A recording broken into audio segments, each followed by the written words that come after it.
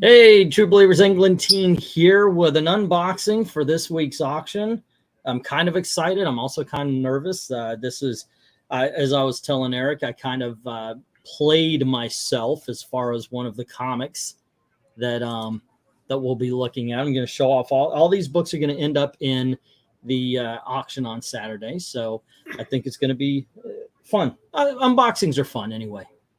So also, I do have some trade paperback big dogs coming in, including some Frank Miller Daredevil. I've got one of those trade paperbacks as well. They'll be coming in later. We'll do an unboxing of that. So how you doing, Mr. Back Issue? I'm all right. Any back issues? Not at the moment, man. So I've been reading the Frank Miller Daredevil. I've been reading this Aquaman thing. I am just jazzed. I'm very happy. Soon I'm going to be picking up some new books to hopefully review. But let's get started here. I do try to go from things that you might be most excited about or least excited about to most excited about. So we'll see. This is a Crisis crossover for a book that hasn't. It's sold finally, but it's not something that grabbed everybody. But I know these later issues are a bit more rare. We have Omega Men issue number 31. I got to tell you, though, look at the cover. Look at the colors. That is pretty. That is good stuff right there. And it's Todd Klein and Sean McManus. All righty. Then we have a one-shot. This is the only issue of this. It's by Chris Claremont. It's House of M. The day after. It's a one-shot. There we go. I got some Guardian stuff here, and so I guess by somebody named Karamunga. Is that what? I don't know who that is, but here's some Rocket Raccoon. It's the Free Comic Book Day Rocket Raccoon. Yeah, that's way past my time. Oh, really? Yeah, I'm wondering if there's actually going to be a whole bunch of books that you're going to be able to see because you believe they don't exist at a certain point. This is an autographed copy of Rocket. I think it's by the guy named Young, but there's the autograph. There is no certificate, so I don't know. But there you go. This is issue number 1 of Rocket Raccoon, and it's autographed.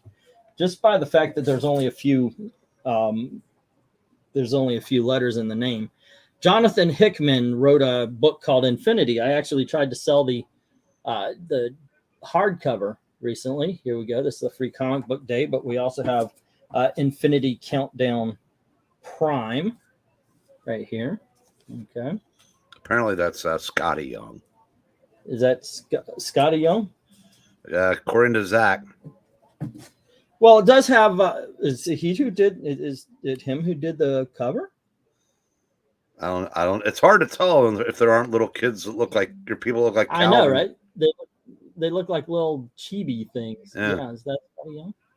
Okay. Well, Scotty Young did the book, so well, I guess that. All righty. Boy, I don't know that I'd hire us to find her someone's way out of a glass house. There you go. Okay, so here we have somebody named Kessel, Young, and Sung, and they're doing a Human Torch. Oh yeah, that's Scotty Young. That's issue number 1, and here is issue number 2. There we go. Now Chip Zdarsky wrote Howard the Duck. That's interesting. Here is issue number 2 of Chip Zdarsky's Howard the Duck. There you go. And issue number 3 of Chip Zdarsky's Howard the Duck. What did I do with that book I was showing you, though? And here is issue number 4 of Chip Zdarsky's Howard the Duck. And issue number 5. I had no idea that Chip Zdarsky wrote this. I would have checked it out a while. And a little bit older, we have the Howard the Duck Holiday Special. All righty. And I always look for, as I said, I always look for big dogs and such. And for this one, I was like, oh, hey, cool. They've got Howard the Duck number 1. And then when I received it, it's the facsimile, which, by the way, I've been collecting these. So it's not too shabby, not too shabby. At least I've got one to keep here. Okay, I have been having a hard time, like when I get a whole bunch of books that have different lots and runs and such. I don't know which is which, so hopefully I put them together proper. But this is the world's greatest comic magazine. This is Deadpool, and it's #1, a variant edition. I don't know what run this is, but you know, it's like a gajillion runs of everything these days. And here we have Deadpool, and this is the secret comic variant. And I guess that's because they made the cover into a comic book. That's issue #1 or variant #1. And then you have #2. And then #3. And #4. Don't ask me what actual comic book is. I haven't read it. And then this is #5. And the only one I actually recognized as anything was this one. So there you go. I don't read Deadpool. I never really have. So there you go. All right. Next up, we have issue #1 of Deadpool. And then we have a variant issue #1 of Deadpool. That is actually pretty cool. That's not bad. That's not bad at all. Okidokis. Artichokes. We also have, we've had this up on the auction before. This is Superman Funeral for a Friend. I don't have chapter 1, but here's 2 and here's 3. And we have issue #4 and we have issue #6. Oh, by the way, hey, Zach, what's up? Ooga Chaka Ooga, Scotty Young, nice. Way to solve that mystery, gang. Oh, there you go. We're smart. Well, we wouldn't have solved that mystery if it wasn't for that meddlesome kid. Yes, that is true. The one in the chat. You know what? I mentioned before, there are some people out there who should be bigger. Their first appearance should be bigger, but they just got caught up in something where there's a whole bunch of copies. This is the first appearance of Steel. All right, that's issue #22. And then this is the newsstand copy, as I guess it would be said. And here's the Man of Tomorrow. There we go. I believe this, isn't this Superman or Superboy? No, it's the Cyborg Superman. Okay. And here we have that same book, but the newsstand version. Then we have issue #110 of Superman, which ties into something we're going to see a little bit later, a little bit more. Okay. Let me put these up. Bum, bum. Alrighty then. Go all the way back to that. This was kind of cool. I actually kind of want to read this for myself. But I've got Old Man Hawkeye #1. And here's Old Man Hawkeye #2. And #3. And #4. #5. #6. #7. #8. That's Old Lady Kate Bishop. And here's issue #9. And #10. #11. Oh, good cover with Baron Zemo. Actually, most of these covers are pretty cool. Here's #12. Okay, so it's 1 through 12. So the big dilemma, of course, Eric, would be, do I sell these as individuals or do I do them as a set? Because my inclination is to put them together as a set. Or maybe split them in half, possibly. And do 2? What is it? 2 different stories, you know? No, well, who knows? Yeah, I'm trying to get you to admit you've read new comics. No, you're not going to. But yeah, the problem with Old Man Hawkeye or Old Man Logan or Old Man anything is they actually put some talent and thought into those books. Yeah. When there were their flagship titles that were sucking, and been nice if that talent had been used in, say, a Fantastic Four or the Avengers, yeah, or Iron Man, or Captain America, or et cetera, et cetera. That's true. Kupperberg, you remember him? There's Paul and Alan. Okay. I did not know Mignola did the Phantom Stranger miniseries, but you 1987. Talk about putting talent, and Undead Quinn is saying DC always gets the wallet open. Here you go, Phantom Stranger issue #1. Yeah, that was And right. That was right after Crisis, so I can recommend that. number 2, number 3, and number 4. Alrighty, and from Infinite Crisis, one of my favorite miniseries, and this is more than just the miniseries because you get the one shot first. Here is the OMAC Project. Good stuff. And then we got the miniseries. Say again? That was a huge mark for DC at that time. Me too. They were good, but they lost me at Final Crisis. It's like, guys, too many crises, and it's you're kind of losing out here, guys. Well, but they got me back with Darkest Night. That was Blackest Night. Blackest Night. Yeah, that was pretty cool. Yeah, but honestly, I think that's been the last truly great event at DC. It's like I think Siege is the last really good event in Marvel, which by no coincidence was around the same time. So I think that's when comics in general started to move away from at least anything I liked. Well, I've got the miniseries here, and the funny thing is apparently this was so popular that there were multiple printings. So we have issue number 1, first printing, and then we have issue number 2, second printing, or issue number 1, second printing. Then we have issue number 1, third printing, and then we have issue number 2. By the way, can you take Glinzer's wrench away from him so I can time him out for 5 minutes? Don't talk to Phantom Stranger. Isn't that a? Oh, good Lord! Yeah, you're. I think he deserves 300 seconds. Let me do that. Yeah, I think actually I can put him in a timeout because I'm the moderator. Yeah. All right. Then we have issue number 3. Then we have issue number 4, and here's issue number 5, and issue number 6. Okay, that one's still good. It's still good.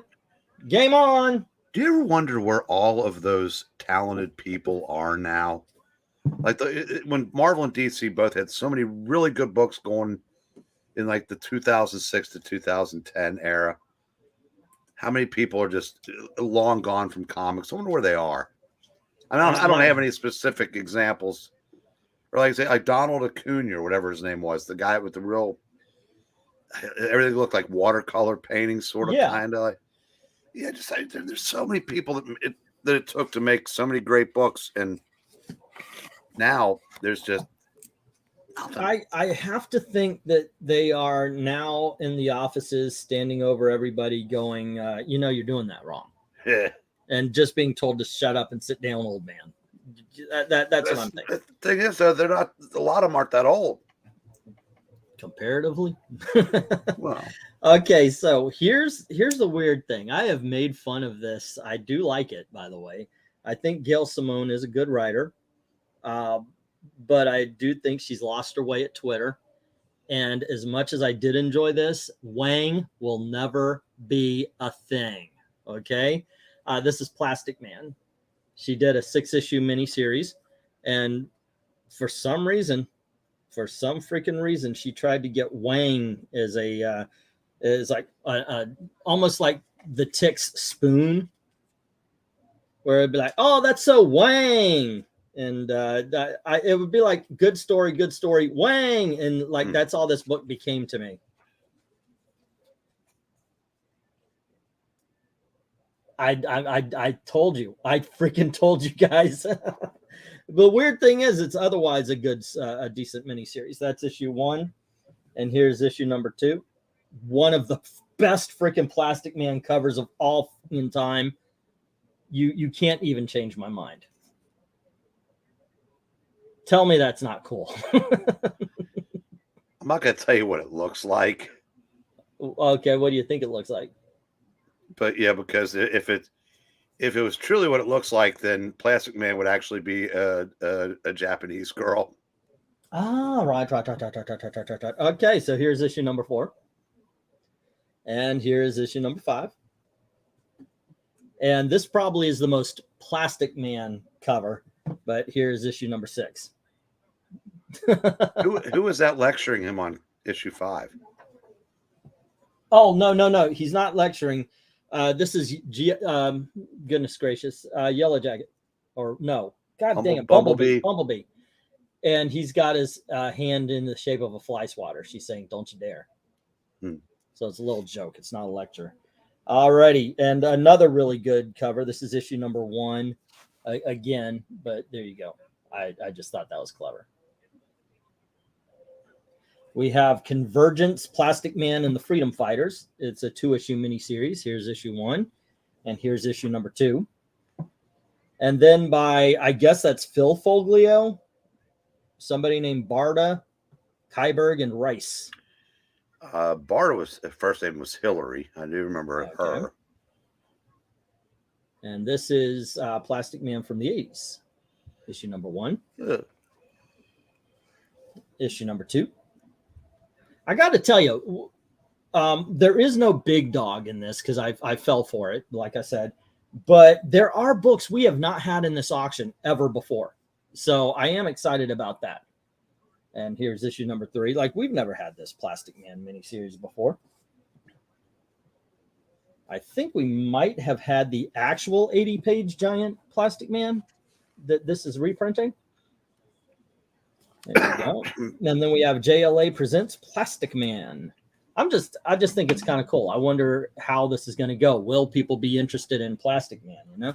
That's not a straight reprint that you're thinking of DC Special 15 that reprinted a bunch of was it Quality when the character was there. Okay. Yeah, I'm not sure what those. My guess is those would probably reprint a couple of those, maybe an issue or 2 from the 60s or 70s revival. Okay. I don't recall seeing classic Plastic Man on auctions before, says Zach Richmond. Has Plastic Man always been a comedic character? Yes. Even back in the Golden Age. Is that no, there is no trans Harley issue, is there? Not in, anyway. I'm surprised Alyssa Wong hasn't gotten her canceled yet. Who?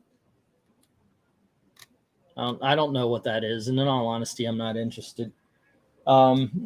Okay, so let's see. Next up, we've got, this is something that Eric has praised every time I've had any of this on. I've got a decent run of these.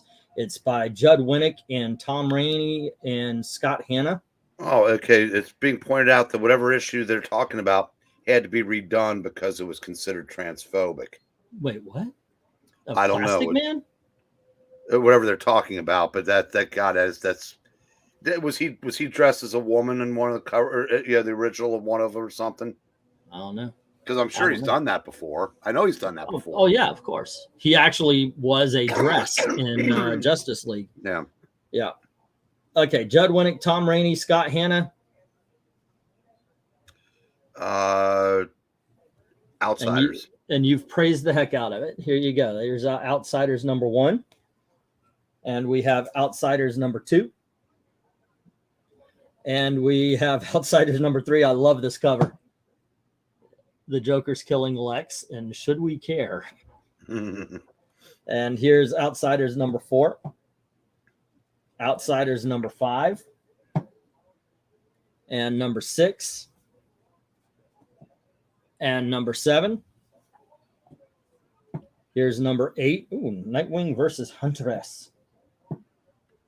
And here is number 9. And number 10. There you go. And once again, I don't know if he's on all the issues, but this is good. Tom Rainey. Tom Rainey's one of those artists that if he's off by just a hair, he's almost veers into Riley Rossmo territory. But I think when he's on, he's very good. Okay. Well, he looks good on these. Now, some people can't stand his art, and I don't get that. But okay.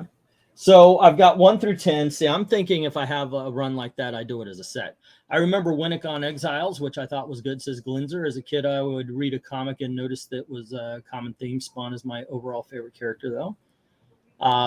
That is a solid run. If Satan couldn't show loyalty to her, what are you talking about? Plastic Man is Elongated Man and Reed Richards' daddy, basically. All righty. Then we have Outsiders 23. And then we have Outsiders 24. And we have Outsiders 25.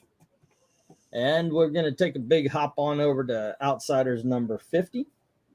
And from the Tomasi run, we have Outsiders number 24. So a pretty good run of that. I'm really excited about these next books because, once again, never had them on here. I've had an issue here or there of older stuff, never these newer ones. A lot of this is kind of newer stuff here, kids. By that, I mean in the 2000s. Usually I try to go 90s, 80s, 70s if I can. But here we have from Garth Ennis and Clayton Crane. This is Ghost Rider from the NK years, and I guess this is a variant edition. What does it say? Retailer edition is what it says, and that's issue number 1 as well. Okay, I will look for issue number 1 of this series, but it's Cosmic Ghost Rider Destroys the Marvel History. That's issue number 2, and this is the variant of issue number 2. And then we have issue number 3 and a variant of issue number 3. And then we have issue number 4. And then we have issue number 5. And we have issue number 6. And then we have Revenge of the Cosmic Ghost Rider. There's issue number 1. Whoops. And then we have issue number 2. Now, who is Hopeless? Dennis Hopeless is his name. He's a writer. Okay. We have issue number 3. And we have issue number 4 and issue number 5. And then something I did read and I can highly recommend. I really do recommend this. It was good stuff. I don't know who Way is. Is that Gerard? I don't know. I think so. Yeah, but here is Ghost Rider number 1. I liked this run. Ghost Rider number 2. And we have Ghost Rider number 3. And here is issue number 4 and issue number 5. And we have Ghost Rider number 6, Ghost Rider number 7, and Ghost Rider number 8, Ghost Rider number 9, and number 10. And here is Ghost Rider number 11. All right, cool stuff. Well, focus. I think was it unfocused for the rest of those? I didn't notice. All righty. And that was a good run. Mm-hmm. Yeah, but like I said, everything was in that era, because right after that, Ghost Rider went from that, the Casualties of War, into World War Hulks. So back then they could coordinate that stuff to where it actually fit and made sense. And when did they start on the Robbie whatever's Reyes? After that, I'm not even sure who the Ghost Rider was now in that series. I just remember it was good. Yeah. I agree with Glenzer. First Ghost Rider movie was good. I liked it. I did recognize it was a video game, but I liked it. The second one to me was trash. I know some people love it because it just goes bonkers. Still the best scene in any superhero movie of all time. Pissing fire. No. Yeah. No, the Decay in the ambulance getting lunch. Oh, okay. Remember that he kills the driver by touching him. Yeah. Then he gets in the car and he takes the sandwich and it disintegrates. He takes the apple and it disintegrates, and he grabs the Twinkie and it's fine, so he eats that. That was awesome. That's cute. That's pretty good. That's pretty good. Hello to Rachel. How you doing? All righty. I've got some Guardians of the Galaxy. It is more modern stuff. Please don't hate me. Okay, so we got Guardians of the Galaxies, tomorrow's Avengers. I'm not going to read off who does it. Okay. Next up, we have Guardians of the Galaxy Best Story Ever by, I guess that's Tim Seeley and Brown, something like that. I'm not going to say a word. Okay. And then we have Jerry Dugan's Guardians of the Galaxy. It's the free comic book day issue. All right. Next up, we have from the animated series, the Marvel XD. This is issue number 1 of Guardians of the Galaxy. And then we have issue number 2. And this is Scott and Karamunga. Okay, who is this? Sebastian. Okay, wait, hold on. Margaret Scott. I don't know that. And Adam Archer is doing it. Actually has this animated look to it. I guess they really were going for the cartoon look for it. And then we have issue number 3. And we have issue number 4. I don't exactly know where this lands. It's an issue number 1 of Guardians of the Galaxy. I think it's a variant issue. Very few glints, but there's an amazing Spider-Man that's worth I think $25 from Free Comic Book Day. The Umbrella Academy, the Umbrella Academy made their first appearance in a Free Comic Book Day. We have Guardians of the Galaxy number 1. Oh, sorry. Okay, we have Guardians of the Galaxy number 1. What are you covering up? Is it bent? Oh, it's not bent. It's Bendis. Yeah, I don't know. You know what? He might have written a comic book that actually stems the tides, and people would not be interested in it. I think he has ruined his name. Here we go with a variant of issue number 1. And then we have another Guardians of the Galaxy number 1. This is Bendis and Shitty. This was Bendis and I think McVenon. This is Bendis and Shitty. I don't know. How would you say that? I'm guessing Sheedy. Sheedy? It's not. And then the one prior to Steve McNiven, who was might have been the best artist in the business at the time. Okay. All right. Slow as a cow. Here we have issue number 2. And the guy that drew the Civil War issues. Okay. Oh, okay. Yeah. We have issue number 3. And we have issue number 4. Number 5. Here's issue number 6. I guess these are the Kitty Pryde years, huh? Issue number 7. Have you read these? That would be no. Those are within the last 10 years. Here's issue number 8. And issue number 9. And issue number 10. And we have, now it's the Donny Cates, I guess, because here's issue number 12, and it says Cates on it. So there we go. And then we have the 2020 variant of issue number 12. And then we have issue number 13, and they're popping up that, hey, it's a legacy number of 175. Here is the Deadpool variant of issue number 13. And then we have issue number 15, and this just says variant, and it's got the Silver Surfer. Well, it's the Deadpool variant. Then we have issue number 19 with Thanos. It's a bigger issue. There you go. And let's see.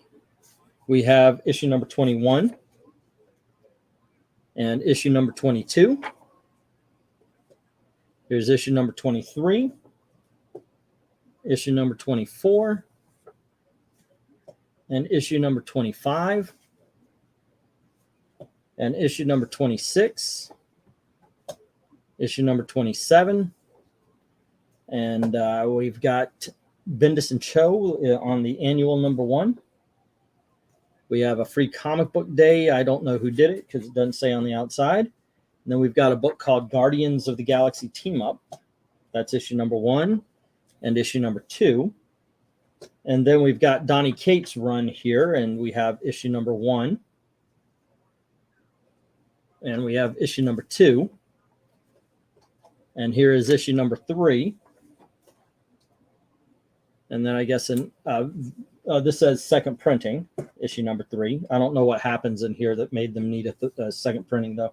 I'll have to look that up. Issue number 4. And we have issue number 5. Issue number 6. issue number 7. And then we have the Carnage issue of variant of issue number 7. And then we have, I think this is second printing of issue number 7. So something important happened here too, I guess. Do you know anything about this? Wasn't a bad version of Kitty, says LK. It was after she got saved from being in that planet-killing bullet. She was looking for purpose, had a good interaction with Peter.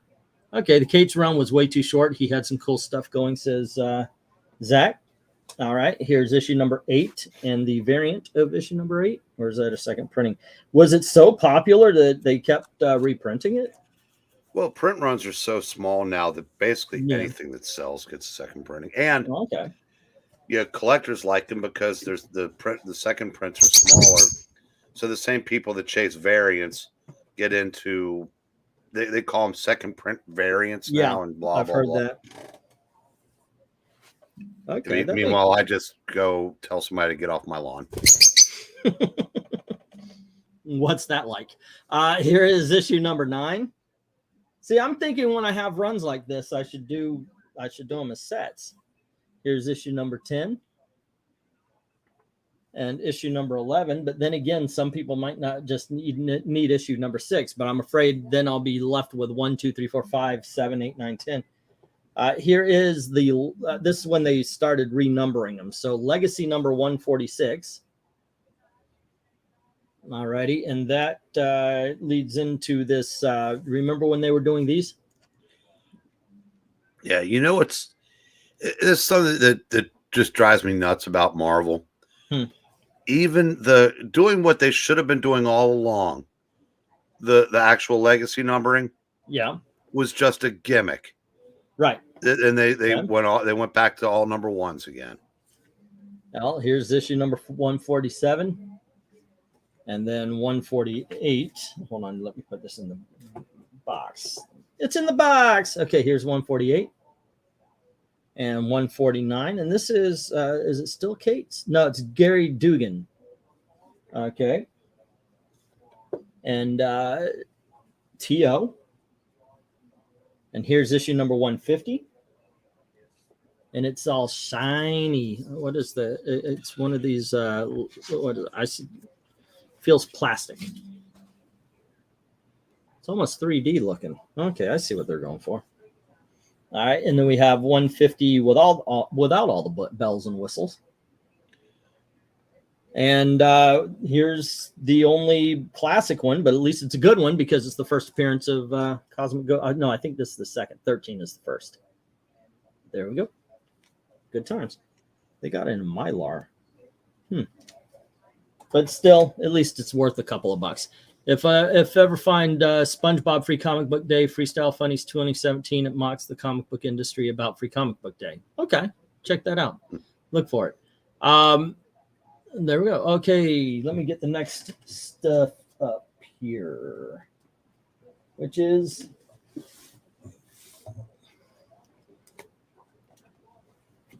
starting with some good stuff. I got to find issue. I thought I had issue number 1 of this one, but apparently I just have the second issue. Here is some Chuck Dixon, Nightwing. It's issue number 2. I'll go hunting for issue number 1. Here's issue number 3. And here is issue number 4. And we have issue number 5. And issue number 6, issue number 7, and issue number 8, issue number 9, and issue number 10. We're going to take a little hop to no man's land here, kids, as we got issue number 35. And we have issue number 36, issue number 37, issue number 38, issue number 39. Okay, another little hop here as we go to issue number 52. Then issue number 69. I don't have these in order. Issue number 66. What the hell was I thinking? Issue number 65. There's issue number 68. All righty. Then we have Nightwing issue number 100. And this is, by this time, he's being written in, by Grayson and drawn by Lily? Somebody named Lily? Yeah. Devin Grayson, and I can't remember what Lily's first name is. Okay. But we do have issue number 113 here. And once again, it's Grayson and Chang. Okay. Sorry, my old man eyes. And then we have issue number 116. Jump up 1 year later to 118. And is this Bruce Jones? I think so. And who is Dodd? That I don't remember. All righty. But we have Wolfman and Jurgens. Wow. Okay, I didn't know that. Here's issue number 125. And we have issue number 126. And here is issue 138, where he's fighting against Ra's al Ghul again. And then we have issue number 139. And the final issue of Nightwing is issue number 153. And here is the secret files and origins on Nightwing. All righty. Tim Seeley helps Tom King out and Grayson. And I've got the variants as well. Okay.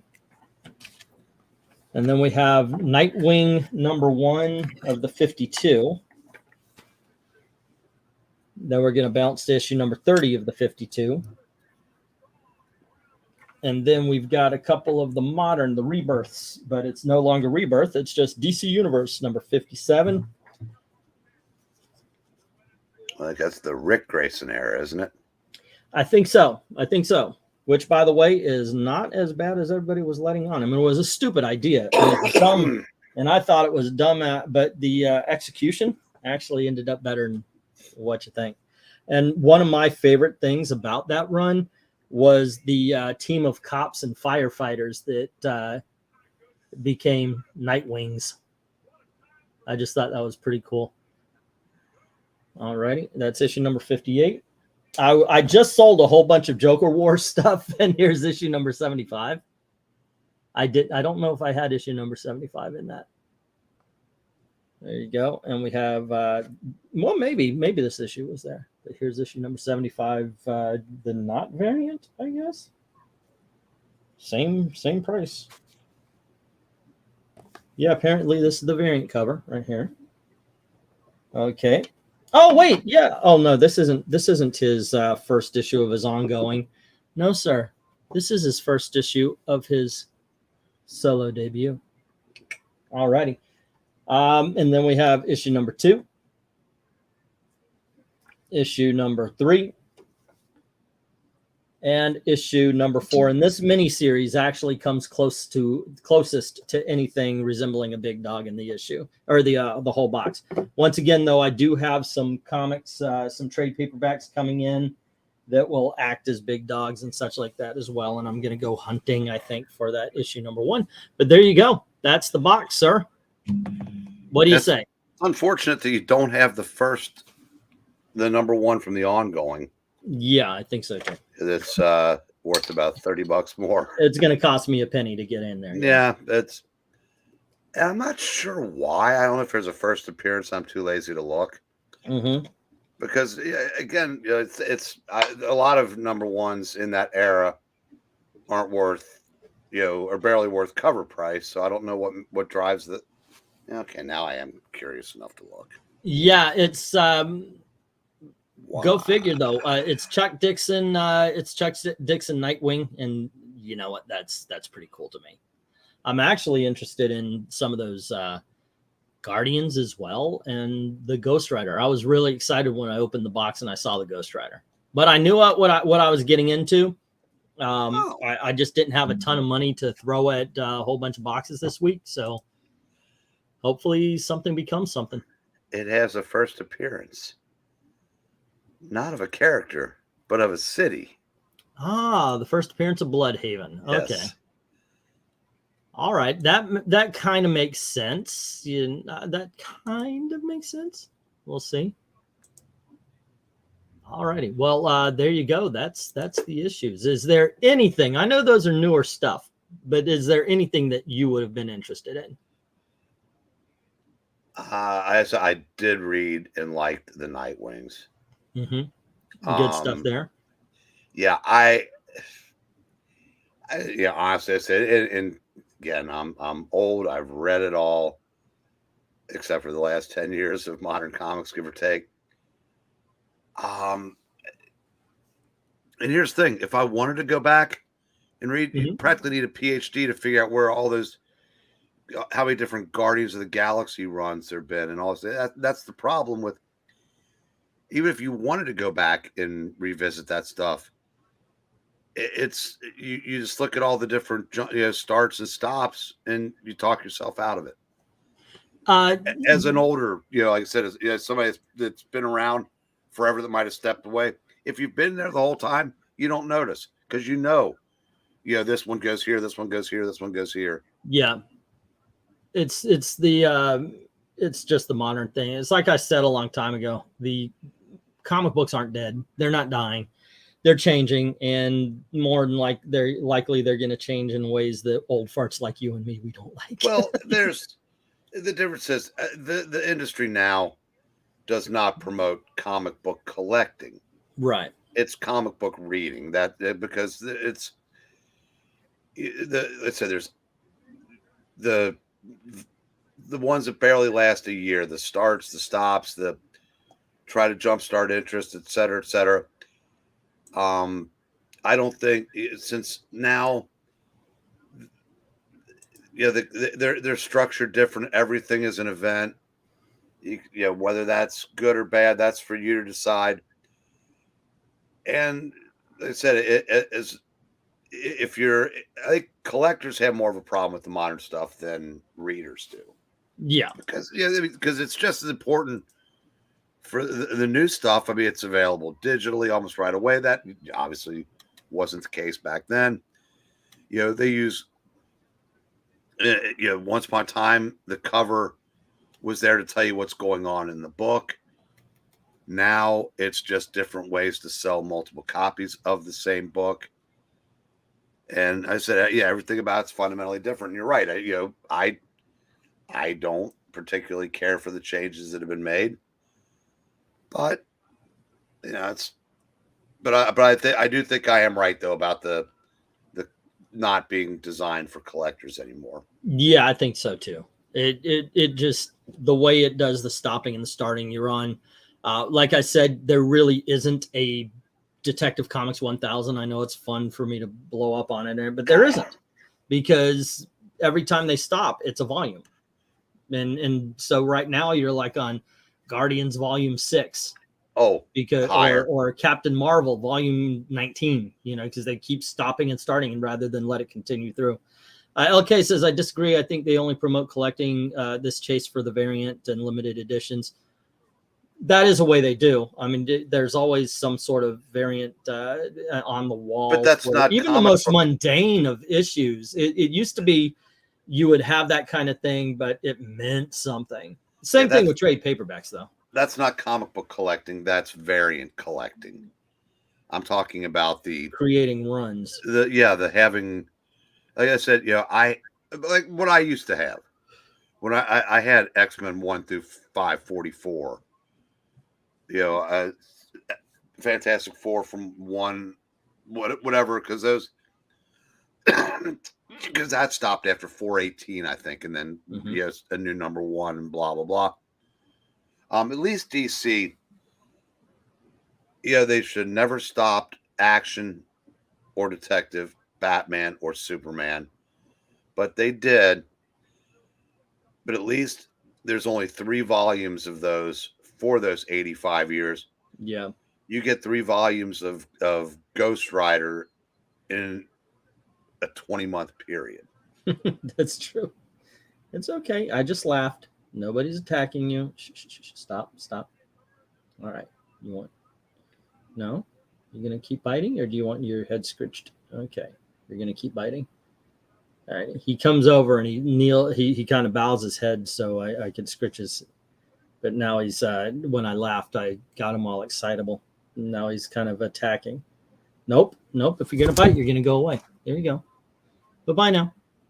Yeah, you're over there now. Fair, whatever you want to call it. They are making them for reading or collector speculation, I guess. Yeah, it's the speculators. More so as far as those are concerned, though. The speculators go through the movies, which I think is idiocy, because it's for flippers. It's not for people who, oh wow, I'm collecting this. It's for flippers. They'll get the book, they'll put it out there, and as I said, I've talked to a few. They sell to each other to raise the price, and then they dump when the movie gets close to release. All these books that have been rare for the last 5-6 months because the announcement was made, all of a sudden they're flooding the market because all these guys, they heard that Namor was going to be in Black Panther. Bad example. He's a Silver Age character. Of course, his book should go up. But you get what I'm saying. I pointed out the Weasel from Firestorm. What was it, 36, 37, where he made his first appearance. Who freaking cares about the Weasel? But for a while, that was a $30 book based on the speculators buying it up because he was going to be in the Suicide Squad movie. Who cares? Twiddle's comic collection, shredded paper. Yeah, he did autograph a book yesterday. Thankfully, it was it would have been in the 50-cent bin anyway. But yeah, I'm sitting here doing a show and I hear, I'm like, what the hell is he chewing on? I see a comic. I'm like, wait a second. I was scanning Marvel Team Up 74. I got worried that maybe I left it on the bed and he attacked it, but no, it wasn't that one. Hello to Gratu. What's up? I do know that what if Miles Morales was Thor scares Twiddles, so he just flies away. True story. Wow, it's up to 2 videos a day again. I just started the Valentine's episode there, Gratu. Of? Well, it just his video today. Long-haired wig, some kind of funky mask. And instead of just check to see what condition my condition is in, he changed it to see what condition my comics are in or something like that. I'm still surprised to see how second printings can be worth so much today. Somebody found out and figured out that second printings never have as high a print run as the first printings. And as far as why they become more valuable, the local radio station where I lived about 40 or so years ago had a thing called Brute Force Cybernetics, and their tagline was creating a need and then filling it. It's manufactured and it worked. I don't know that the people that created the need don't get anything out of it, but it's actually done wonders for for some comic dealers. There you go. Okay. Chill out. Relax. Stop biting. He is very bitey tonight. Why are you very bitey? You don't need to be bitey. All right, babe. You know what? I might just spit on that Twiddle sign book, says Austin. The ratios are collectors' most hated. I don't know what that means. I've really been enjoying League of Comic Geeks variant filter. Makes searching for comics way faster. I'm still okay. We've got that one, and yeah, there you go. All I know is what is it? Monetary value is subjective, says Milton Freeman. Yeah, if it's worth paying for, of course, go on ahead and get it. Depends on whether or not you think it's worth it, I guess. I don't know. Just be careful. That's all I'm saying. Just be careful with those things, because once again, if it's based on the movies, just wait for the movie to come out. Don't get caught in the hype, because as soon as the movie comes out, all those speculators who'd been hoarding, they're going to dump the book. That's the best example I've seen of that in the last year or so. Daredevil, I think number 11 from the Kevin Smith series, or I think it might have been David Mack by then, where he introduces Echo. That was $200. And then when they announced the series, and then it came out that she was actually not going to be the main character in her own series. And I know this because we bought them in back-to-back weeks. First one was 200. 1 week later, it was 90. Yeah, there you go. That's what I'm talking about. It's good for the flippers, but be very careful. Just be very careful when you're doing that. I'm curious. Let's see if it's dropped any further.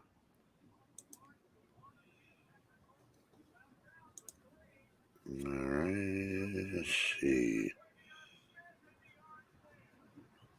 What comic has taken the biggest hit in value? I assume the Death of Elektra issue has done poorly. It's hovering around $20 these days. Oh, it's number 9. It's gone up another $5 again. But 10 and 11 that used to be worth big bucks are both down to 20 a piece. Wow. Okay, the Daredevil 181. Well, I'm right here. I can answer that. Let's see. One of the things I use as an example is Katana. There's some variants, and those variants were up around 50 to 70 bucks when the movie came out. And afterwards, I saw them drop. I can't see them. I'm looking on eBay for them, and I can't even find them. But I remember I used that as an example because of how much I saw them drop. People were paying outrageous prices before the Suicide Squad movie came out, and then afterwards, it's like wah wah wah. You could almost hear the Price is Right. Bum, bum, bum, bum. Daredevil 181 is currently sitting at 55. Which means that it has not fluctuated more than $5 in one direction or the other in over 20 years.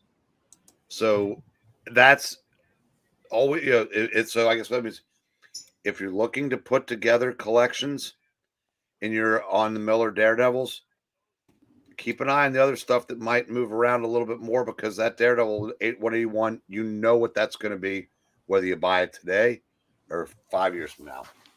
Well, there you go. Here's one, Katana 3B, $9.60. Here's a 9.8, what do you call it, slabbed, that actually is, they're asking 150 bucks for it. Good luck. Now, let's see if there's any sold. Let's see. Nope. No sold. None sold. Well, that's hot. Batman Legends of Gotham #1 by Nathan Zerdy variant. That is a good Katana cover. Then we got the Last Ronin cover variant. It's like they said, we're not even going to look this up. Even eBay isn't interested in those things anymore that we're going for $50 to $100.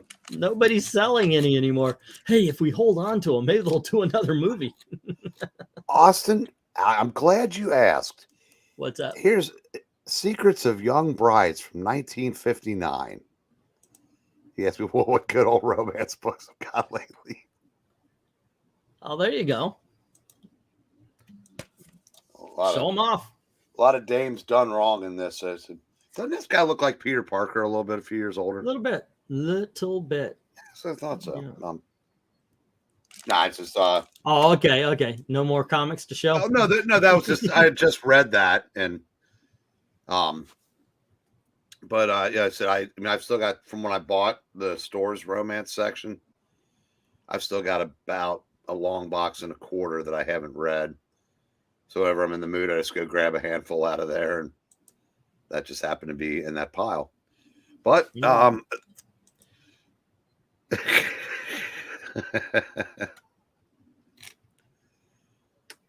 Alrighty.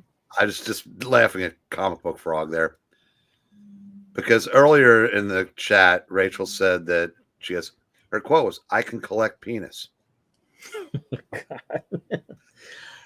This is a thing now. You this never is a thing get on my channel now. So you know apparently you never get too old to laugh at that. you don't. Seriously, yeah, we could just flop right on into the. Maybe we're flop. Maybe don't use the word flop. No, don't want to use the word flop around penis. Don't want to use the word floppy penis. Well, nobody likes a floppy penis. At least I tell you, I don't know. Yeah, Rachel may. I don't know her that well. Okie dokies. Now that sounds like that should have been a villain in Gabby Rivera's America Chavez series. Floppy penis? No, the penis corruptor. The penis corruptor. Oh, yeah. In the book that actually has the words holy menstruation, they're going to be talking about this. I don't think so. I just don't see that happening. Just saying. Hello, how you doing? What's up? There you go. Say hi. All right. This is my bird, ladies and gentlemen. There you go. That's what an old bird looks like. There you go. He is wondering what is going on. Yep. How old is this bird? He is, I think he's 12 years old now. Wow. They live to be 15, and Gail is already lamenting the day that he may pass on. So, but he's my bird now. It was supposed to be Elizabeth's bird. He was supposed to be Elizabeth's, but there was a hurricane, and he stayed with Gail, and he bonded to her instead. Now I'm the one that works at home, so he's always with me, and he will follow me around the house, everywhere. His favorite room though is the bathroom. I kid you not. But if I go to the bathroom, he will fly onto my shoulder and go in. But I've started making it a playground for him.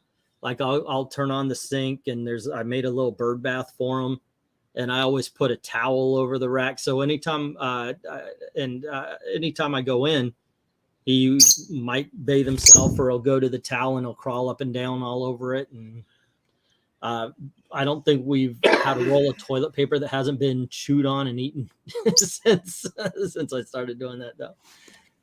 So yeah, that's my cute bird. There you go. Say again. Just chuckling at another one of Rachel's comments. Attack the what? By the way, yes, he has, and that is bad. He likes to go after the wire, and I push him away from it. Like he'll crawl down on my leg, and he'll sit on the chair right between. And one time I pulled the wire away, and he was mad, so he turns around.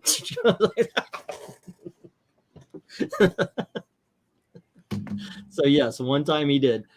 Many Action Comics I got from you, I don't think were ever read. Maybe once. Crispy white pages. The ink smells fresh. Are these the older ones that I was selling?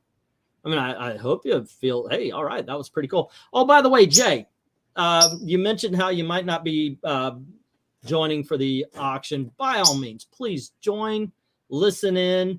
Obviously, if you can't buy them, there's no obligation.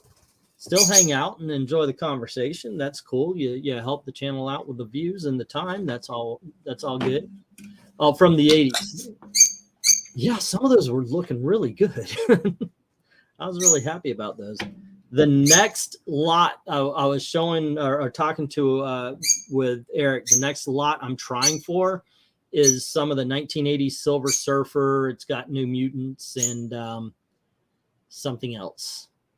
There was some other, but it's mainly Silver Surfer, New Mutants. So that's the next one I'm going for. I lost out on the Avengers, X-Men, and Fantastic Four. I was going after 2 boxes, and I lost both boxes by $2. It was saddening. I hate that. If I lose a box like that, I want to lose it by 50, 60, 100. Like after that, we were looking at some Wolverine and some Thor and such like that, and that box was at $200 last time I checked. I can't afford that. Okay, fine. But to lose by $2 $2. That's just sad. That's just sad to me. Brings up the old sports thing. Would you rather lose a heartbreaker or get blown out? It's the equivalent of that. Yeah, for me, as far as that's concerned, is blown out because I think so, because you have more time to get over it. Yeah. If it's just by a couple of bucks, I think, do I really need that soda? You know, am I trying? It's only $2. Like I would have bought what, a candy bar, a soda. It's just, it was $2. That was it. So that always bothers me. Like it's 50 or 60. That's something I couldn't, I couldn't do. Okay. I get it. But $2? No, that's, I could have come up with $3 more for that. So that does hack me off. All righty. Anyway, guys, thanks for hanging out. I hope you saw something you'd be interested in. I really do hope that, because I invested some money in it. I would like to get the money back and plus some. Join us Saturday at 8 o'clock Eastern for the auction. There will be another unboxing as soon as I get those books in, which I just, those trade paperbacks, which I just checked and saw that they aren't even shipped yet. I hate when people freaking do that. I guess I do it myself as I'm waiting for everybody's money. But this guy has my money. It's time to ship them out.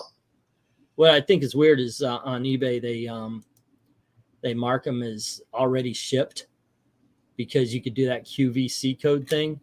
But if you're not sending them, then it's not goddamn well shipped, is it? Let me do a little sharing real quick, because this is supposed to be here by Friday, but we'll see if it is. Chrome tab. Where is it? Where is it? There we go. No, there it is. These are the trade paperbacks that are coming in. We've got Long Halloween and Dark Victory, Batman in the 60s, Lobo, which looks like it might be the first and second because it's a larger size. And then we've got Fury by Marvel, Daredevil Volume 2 by Frank Miller and Klaus Janson. I don't know what this is. It's X-Men something or other, Death Wish. And then we've got a couple of Punishers, one from Garth Ennis and Steve Dillon. And then we've got Stacked Deck. So there's some pretty good stuff here. I know you may have noticed that I didn't mention the Batman Red Rain or the Silver Surfer Epic Collection or Circle of Blood. I don't know if those will actually make it to the auction, though. So, yeah.